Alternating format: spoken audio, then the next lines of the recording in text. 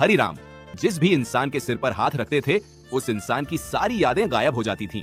एक दिन उन्होंने प्यार से अपने पड़ोसी बच्चे के सिर पर हाथ रखा और कुछ ही सेकंड बाद बच्चा अपनी माँ को ही पहचान नहीं पाया।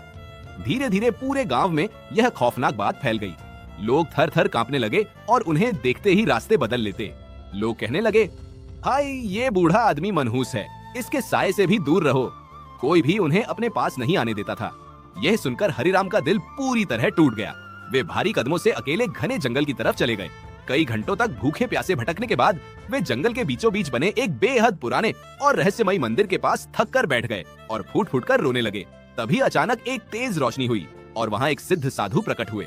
साधु ने हरिराम की तरफ देखा और मुस्कुराकर कहा, तुम जिसे अपनी सबसे बड़ी कमजोरी और अभिशाप समझ रहे हो हरिराम, वो असल में एक वरदान है। तुम लोगों की यादें नहीं मिटाते, तुम उनके दिल और दिमाग के उस असहनीय दर्द को उनसे दूर कर देते हो जिसे वे सह नहीं पाते। हरिराम हैरान रह गए, उनकी आंखों में आंसू थे।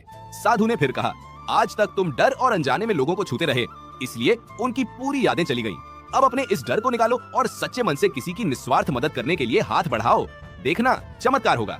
इतना कहकर साधु ने हरिराम के कांपते हाथ पर अपना हाथ रखा और अचानक हवा में गायब हो गए। तभी हरिराम ने मंदिर के दूसरी तरफ एक बूढ़ी औरत को देखा जो अपने जवान बेटे की मौत के गम में पागल हो चुकी थी और पत्थर से अपना सिर टकराकर जोर जोर से रो रही थी। हरिराम एक पल के लिए बहुत डर गए।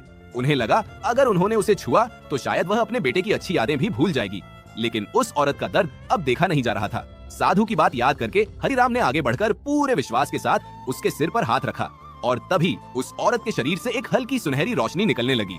कुछ सेकंड बाद औरत का रोना बंद हो गया और उसके चेहरे पर एक असीम शांति आ गई। वह अपने बेटे की मौत का जानलेवा दर्द भूल चुकी थी, लेकिन उसकी अच्छी यादें अब भी उसके पास थीं। अब हरिराम को अपनी इस दिव्य ताकत का असली मकसद समझ आ चुका था। वे तुरंत वापस गांव लौटे। अब जो भी इंसान किसी गहरे दुख, सदमे या तकलीफ में होता, हरिराम उसके सिर पर हाथ रखते और धीरे धीरे पूरे गांव का दर्द गायब होने लगा। जो लोग पहले उन्हें मनहूस कहकर पत्थर मारते थे, अब वही लोग उनके पैरों में गिरकर उनका सम्मान करने लगे। लेकिन अगले दिन हरिराम फिर भी अकेले बैठकर रो रहे थे, क्योंकि इतना सब अच्छा और भलाई का काम करने के बाद भी किसी ने भी वीडियो को लाइक और चैनल को सब्सक्राइब नहीं किया था।